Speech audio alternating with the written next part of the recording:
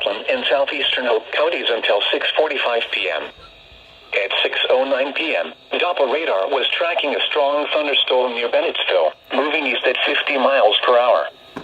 Wind gusts up to 40 miles per hour will be possible with this storm. Locations impacted include Laurinburg, Maxton, Antioch, Gibson, East Laurinburg, and Laurel Hill. Seek shelter in a nearby building or vehicle. Wind gusts as high as 40 miles per hour are capable of knocking down tree limbs and blowing around trash cans and other light outdoor objects. The flood warning continues for the lumber